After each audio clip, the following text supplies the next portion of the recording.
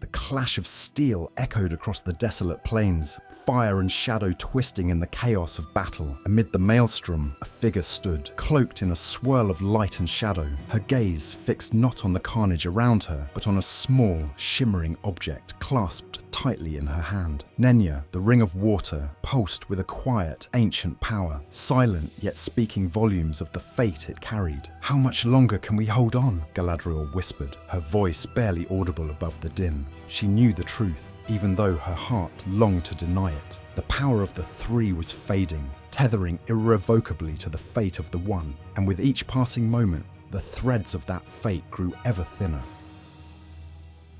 The story of the Three Elven Rings begins not in triumph, but in the shadows of Eregion, the land of unrivaled beauty and craftsmanship, thriving under the guidance of Celebrimbor, the master smith. The elves of Eregion were renowned for their skill, but it was Celebrimbor's vision that sought to weave the essence of Middle-earth's natural harmony into something everlasting. Beneath the tranquil facade of Eregion, a quiet tension brewed. Celebrimbor's mind was often restless, haunted by dreams of a darkness creeping into the world.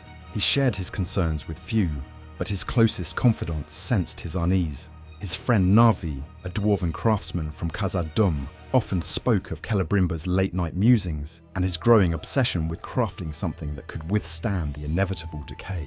It was during one of these restless nights that Annatar arrived, a figure shrouded in mystery and cloaked in an aura of wisdom. His promises of knowledge were enticing, offering techniques that even the most skilled elven smiths had not mastered. Yet, in Annatar's eyes, Celebrimbor sometimes caught a fleeting shadow, a glint of something darker. Despite his reservations, Celebrimbor accepted Annatar's guidance, driven by an overwhelming desire to create. The workshops of Eregion hummed with renewed vigor, crafting rings of power that could heal, protect, and preserve. However, Celebrimbor's instincts compelled him to act independently. Away from Annatar's watchful eyes, he began his most secret endeavor: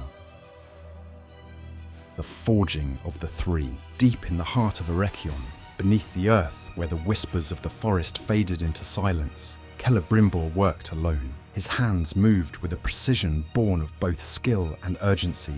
Narya, the ring of fire, was the first to take shape, its red gem radiating warmth even in the cool forge air. Celebrimbor imbued it with a fragment of his own spirit, a burning resolve to inspire and ignite courage. Next came Nenya, the ring of water. Its white stone gleamed with an almost ethereal light, reflecting Celebrimbor's hope for preservation, a sanctuary untouched by the ravages of time. This ring was his tribute to the enduring beauty of Middle-earth, a protective shield against the encroaching darkness. Finally, Vilya, the ring of air, emerged as the mightiest of the three. Adorned with a sapphire that seemed to hold the sky itself, it was a ring of healing and protection, a beacon of resilience. As Celebrimbor forged Vilya, he whispered ancient words, binding its power to the very essence of the wind, hoping it would carry hope across the lands. Each ring was crafted with a unique purpose, but together they formed a triad of power unlike any Middle-earth had known.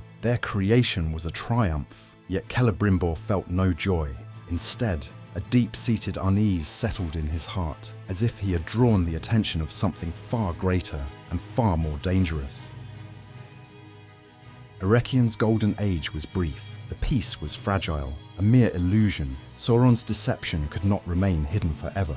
The day came when the Dark Lord revealed his true intentions. From the fires of Mount Doom, he forged the One Ring, a tool of absolute control, capable of bending all other rings of power to his will. When Sauron donned the One Ring, Celebrimbor felt its dark influence ripple across Middle-earth. His worst fears were confirmed. Though the three rings were free from Sauron's direct touch, they were not immune to the One's influence. If Sauron gained control, even their noble purpose could be twisted to serve his dark ambitions. In those moments of realization, Celebrimbor knew that the time for secrecy was over. He acted swiftly, entrusting the three rings to guardians who could hide them from Sauron's grasp.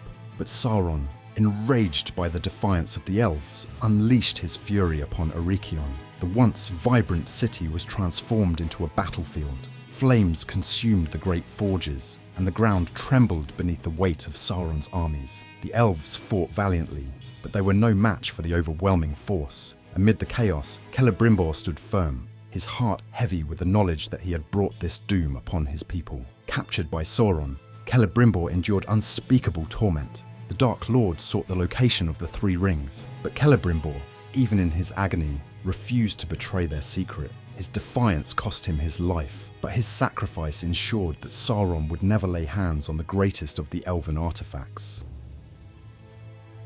After the fall of Eregion, the fate of the Three Rings hung in a delicate balance. Celebrimbor's final act ensured their secrecy, but their protection was far from guaranteed. Each ring found a new guardian, tasked not only with wielding its power, but also with safeguarding its existence from the ever-present threat of Sauron.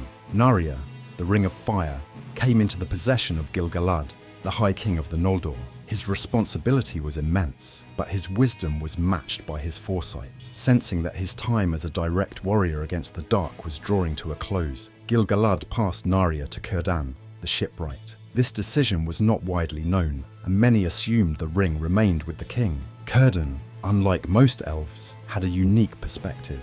His connection to the sea gave him an understanding of change and inevitability. He saw beyond the present conflict, understanding that the battle against Sauron would require more than swords and shields. It would demand hope and inspiration. When a wandering Maya, known to many as Mithrandir or Gandalf, arrived on the shores of Middle-earth, Círdan made a choice that would shape the coming age. Recognizing Gandalf's quiet strength and wisdom, he entrusted Narya to the wizard. Though this act remained hidden from most, it marked a pivotal moment. Narya, under Gandalf's stewardship, would kindle the hearts of the Free Peoples, offering courage when despair threatened to consume them. Nenya, the Ring of Water, found its guardian in Galadriel, one of the most powerful and wise of the Eldar. Her realm of Lothlorien became a sanctuary, a place untouched by time's decay.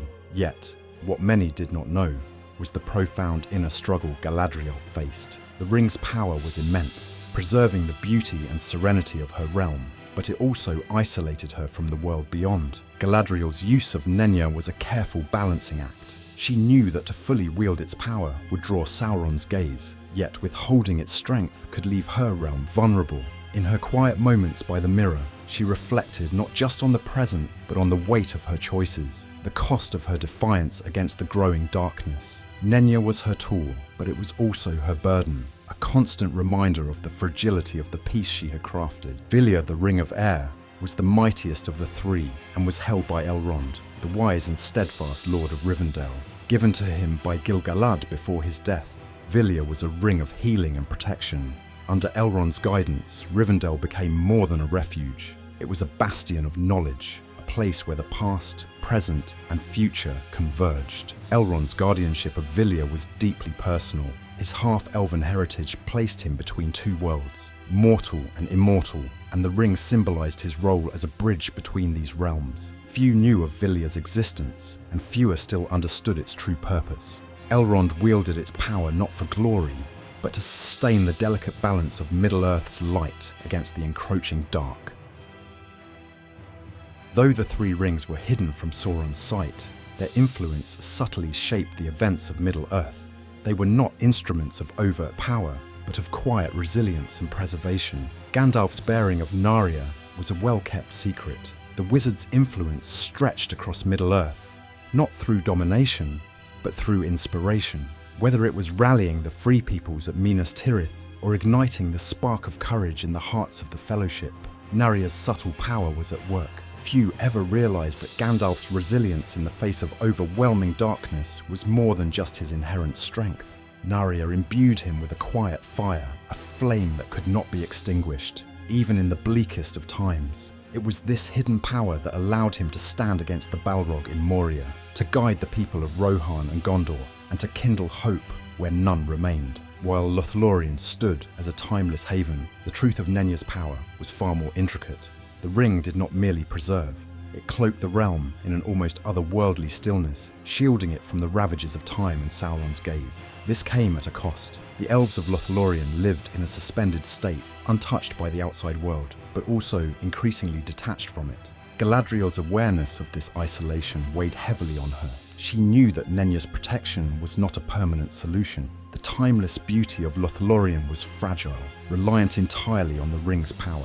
With the fate of the One Ring inextricably linked to hers, Galadriel prepared for the inevitable, knowing that her sanctuary's serenity would not last forever.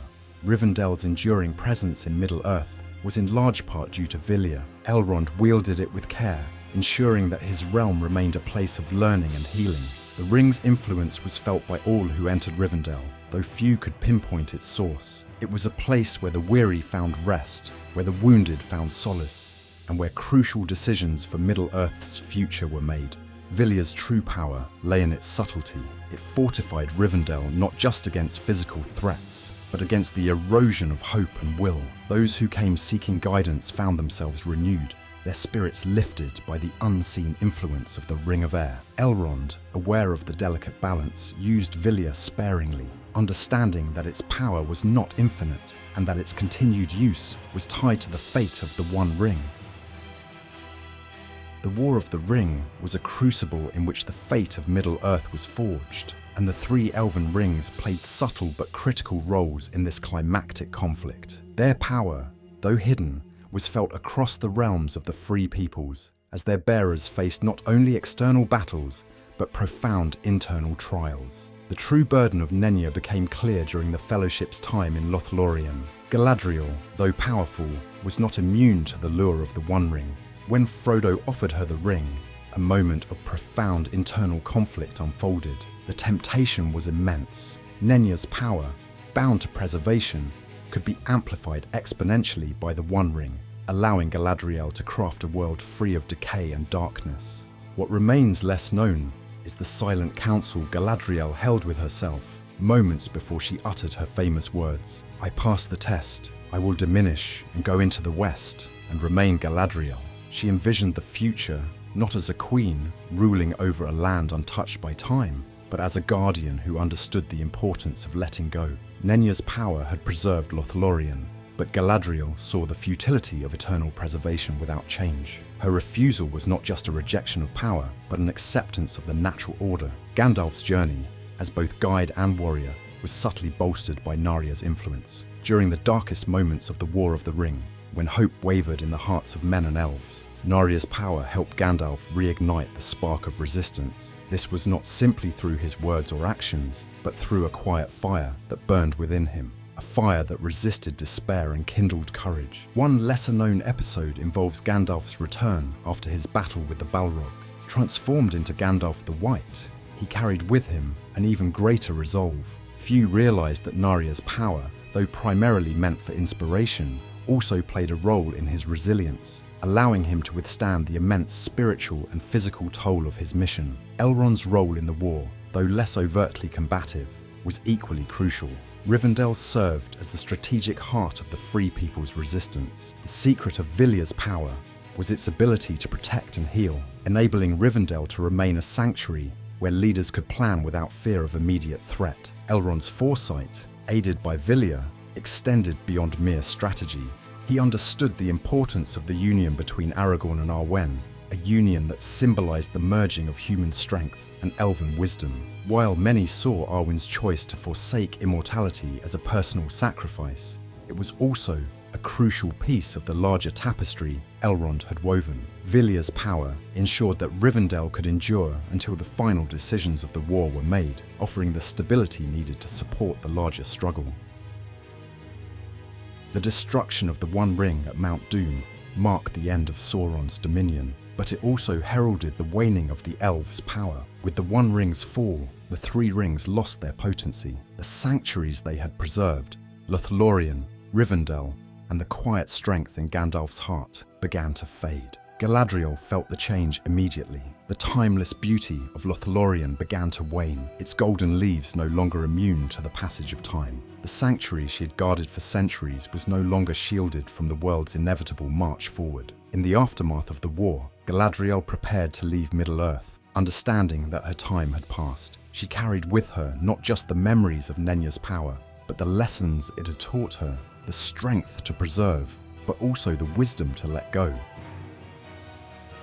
For Gandalf, The end of the One Ring's influence meant that his role as a bearer of Narya had also reached its conclusion. The quiet fire of inspiration he had carried would no longer be needed in the same way. As he prepared to depart for the Undying Lands, he reflected on the countless lives touched by the power of Narya, not through grand displays of magic, but through the subtle, enduring spark of hope and courage he had kindled in the hearts of the free peoples. In Rivendell, Elrond felt the diminishing power of the hidden strength that had sustained his realm faded, and Rivendell, once a beacon of light and healing, began to succumb to the natural course of the world. Elrond too prepared for the journey west, knowing that his time as a guardian of Middle-earth had ended. His role in guiding the world through its darkest days was complete, and with Vilya's final breath, he left behind a legacy of wisdom and resilience. Though the Three Rings lost their power, their influence endured in the hearts and minds of those who had wielded them and those who had been touched by their guardianship.